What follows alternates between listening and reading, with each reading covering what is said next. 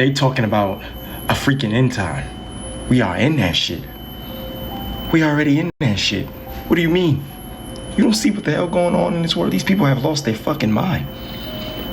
They have lost their fucking mind. You can't fix this shit.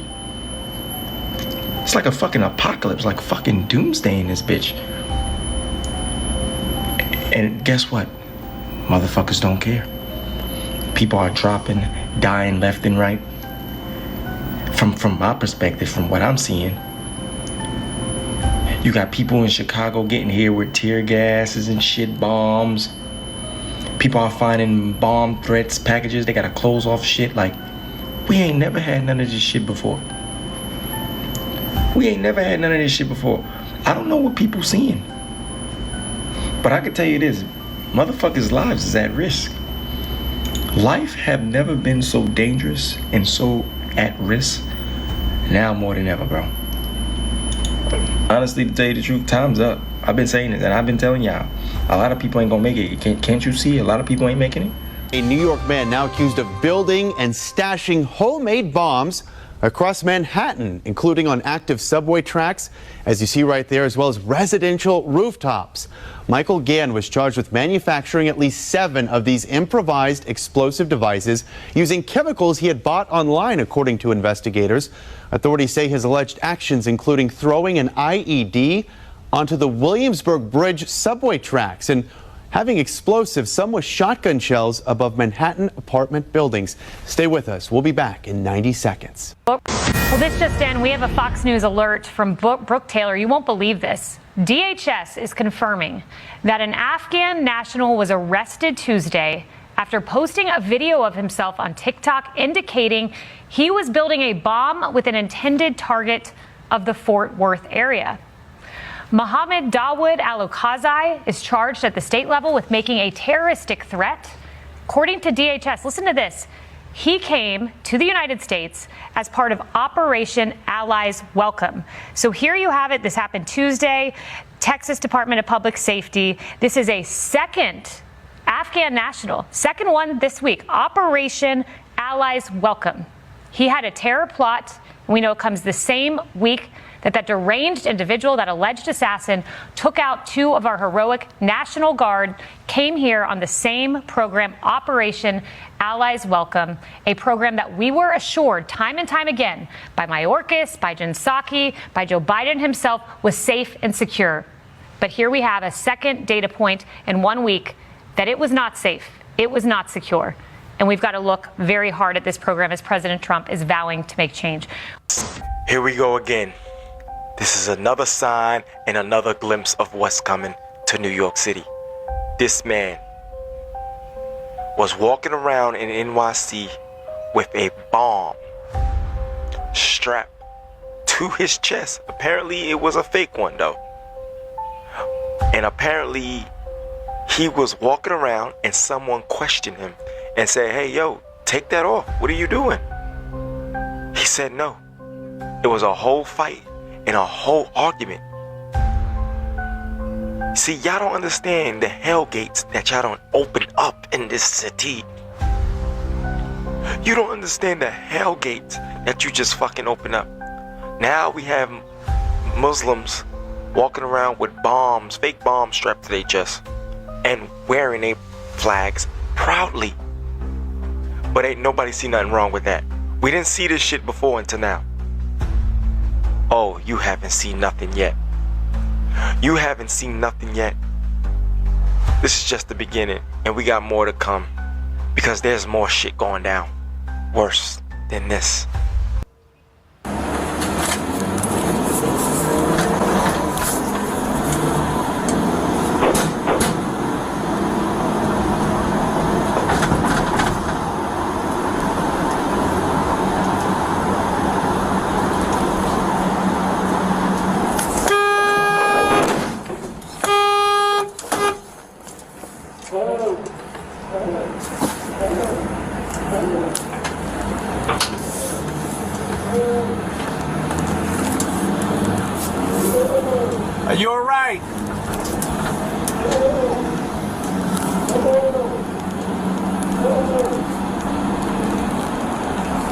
That car went right in front of us and we almost got hit, bro.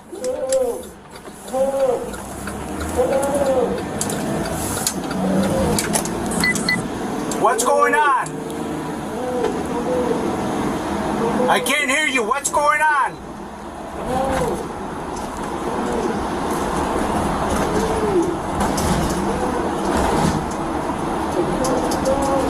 I can't hear you.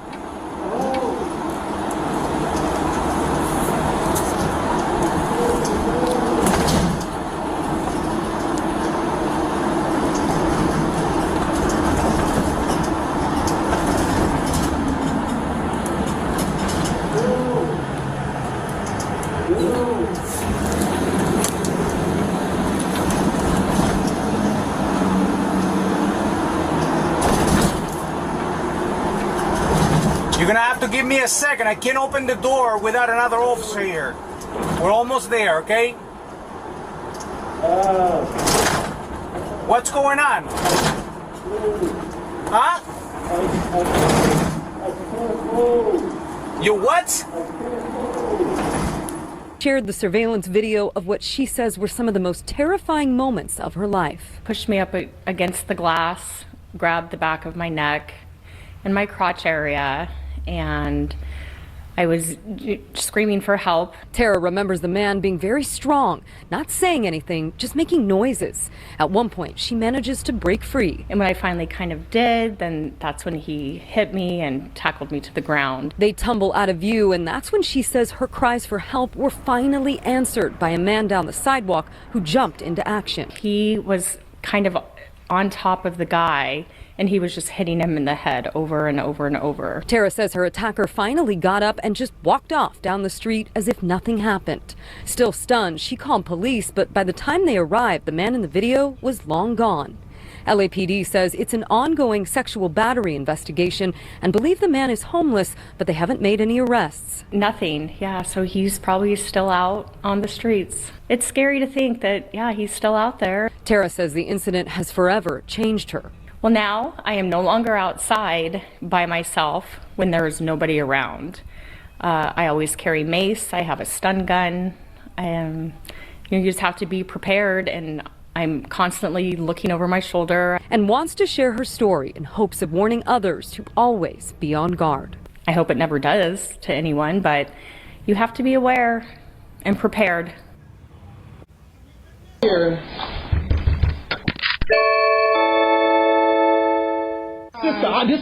My brother, appreciate. What did I say? I was a man. Y'all said I was a man, so come outside. Come outside for real. Like, dead ass. Like, come outside. What we doing? I'm not understanding. Family of the man found dead at a Waukesha County golf course is pushing police for answers. A warning, the details in this story may be difficult to hear. First responders found Tori Medley hanging from a tree at the Brookfield Hills golf course near I-94 and Moreland Road back on November 13th.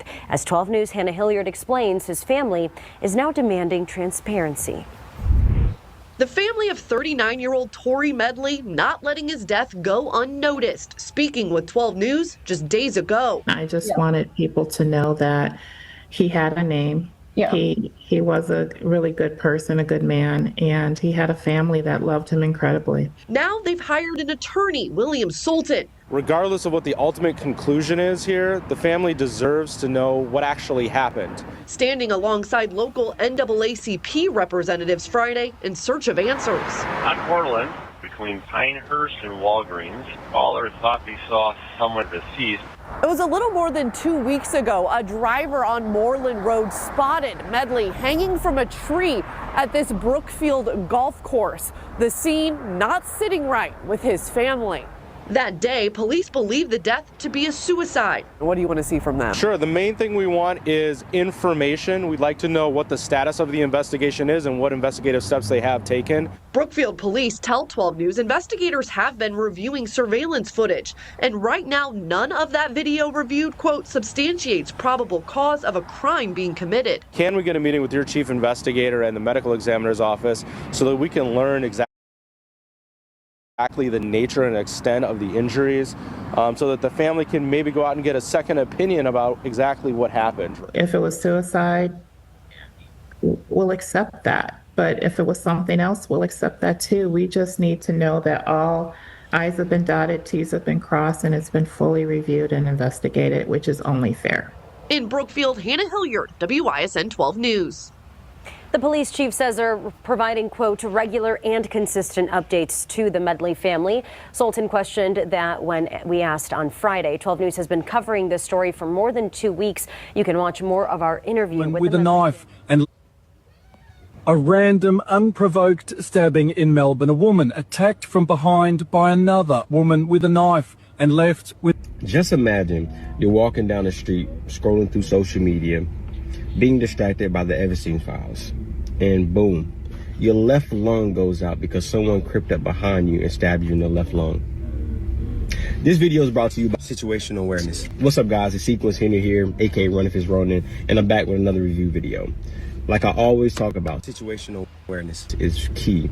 Now to that horrifying attack in Brooklyn.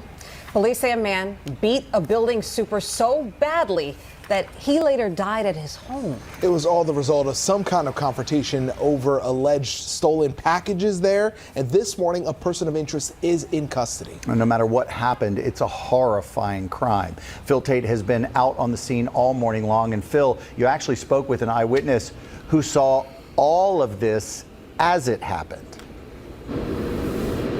Yeah, good morning. I spoke with a neighbor who is simply devastated. She tells me that she saw this entire ordeal, what started as a verbal dispute that unfortunately ended in a brutal attack. But she says this is a part of an ongoing issue at the building of stolen packages. She said that that alleged thief had showed up to the building yesterday when the super had confronted him, but also made threats to return to kill him and his wife. Now, this morning, cops tell us that they do have a 30-year-old person of interest in their custody that's now being questioned. Detectives are looking into if the person that the 41-year-old super confronted was someone that was in fact stealing packages and whether the super was attempting to remove him from the building's lobby. Now, investigators were on scene here yesterday at the Flatbush building searching for any clues. They did recover the suspect's scooter that was left outside. Now, for the super's neighbor, she tells me the chaos that she saw as the attacker showed no mercy. My super tried to restrain him. He had him on the gate and was trying to restrain him while his wife was calling the cops. And the thief took his iPhone and started repeatedly giving him blows to the head. How many times would you say he hit him? Maybe 8 times. He was bleeding profusely. He went back home about, I would say around 10:30. I just heard his wife screaming for help. We ran into her apartment and he was face down on the bathroom floor. We gave CPR until the ambulance came, but unfortunately they let us know that he was pronounced dead.